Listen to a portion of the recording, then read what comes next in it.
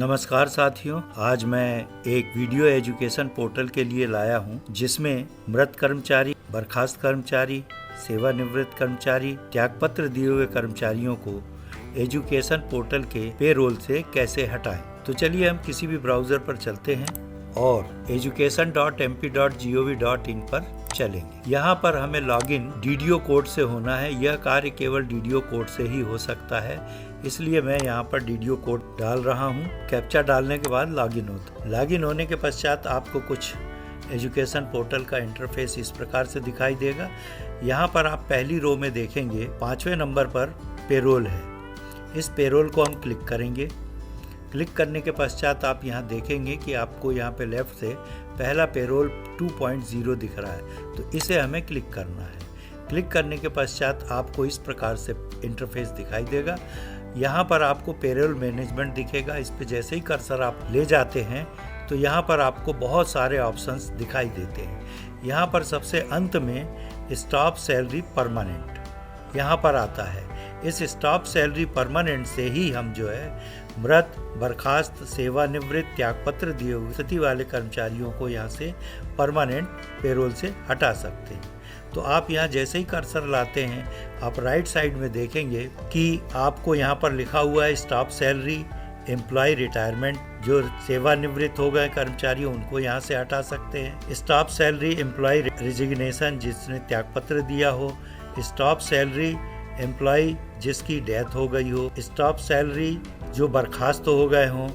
Staff salary duplicate removal. तो चलिए यहाँ पर मैं विशेष करके रिटायरमेंट लेता हूँ और यहाँ आपको बताता हूँ कि कैसे हमें यहाँ पर स्टाफ सैलरी परमानेंट करना है, अर्थात सेवानिवृत्त, त्यागपत्र दिए हुए, डेथ कर्मचारी, बर्खास्त कर्मचारी, डुप्लीकेट रिमूवल, इन्हें हम कैसे यहाँ से पेरोल से हटा सकते हैं।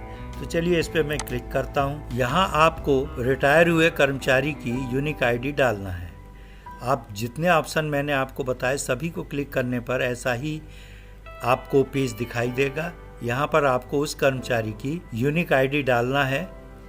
तो यह मैंने एक कर्मचारी की यूनिक आईडी डाल दी और यहाँ प्रोसीड किया। प्रोसीड करने के पश्चात यहाँ पर आपको कर्मचारी का कोड दिख रहा है, कर्मचारी का नाम दिख रहा है, पद दिख रहा है, लिंग दिख रहा है, स्कूल का नाम दिख रहा है, डीडीओ का नाम दिख रहा है, जिला दिख रहा है, भुगतान रोकना स्थिति है इन पेरोल में हमें इसे रोकना है, परमानेंट रोकना है।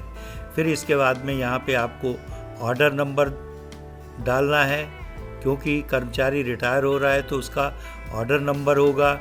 यदि डेथ हुई है तो डेथ का सर्टिफिकेट नंबर होगा। फिर उसके पश्चात बर्खास्त हुआ है तो उसका ऑर्डर नंबर होगा, या त्यागपत्र दिया है तो उसकी मंजूरी का ऑर्डर जो होगा वो यहाँ डलेगा। फिर उसके बाद में तारीख डलेगी, किसके द्वारा इशू किया गया है वो डलेगा, और रिमार्क में डलेगा कि कर्मचारी त्यागपत्र दे रहा है कि नहीं दे रहा है। तो इस प्रकार से आपको यहाँ पे भरना है। भरने के बाद में आपको यहाँ पे स्टाफ पेमेंट करना है, और जैसे ही आप स्टाफ पेमेंट पर क्लिक करेंगे तो आपसे यह दोबारा पूछेगा कि क्या आप इस कर्मचारी को हटाना चाहते हैं। तो आपको वहाँ पर यस कर देंगे तो यह परमानेंट हट जाएगा और सक्सेसफुली का मैसेज आपके पास आ जाएगा। चूँकि यह कर्मचारी अभी रिटायर नहीं हुआ है या अन्य कारण नहीं है, इसलिए इसको मैं यहाँ हटा नहीं रहा हूँ, केवल बता रहा हूँ कि यहाँ से आपको ऐसा करने पर आप इसको परमानेंट हटा सकते हैं। इस प्रकार से आप मृत कर्मचारी, सेवानिवृत्त कर्मचारी, बर्खास्त कर्मचारी, त्यागपत्र दिए हुए कर्मचारियों को आप पेरोल से कैसे परमानेंट हटा सकते हैं। यह मेरा वीडियो कैसा लगा? यदि आपके लिए हेल्पफुल है तो आप इसे लाइक करें, कमेंट्स करें, दोस्तों में शेयर करें, और मेरे चैनल पर अभी तक नए हैं या सब्सक्राइब नहीं किया है तो प्लीज़ सब्सक्राइब अवश्य करें। बहुत बहुत धन्यवाद।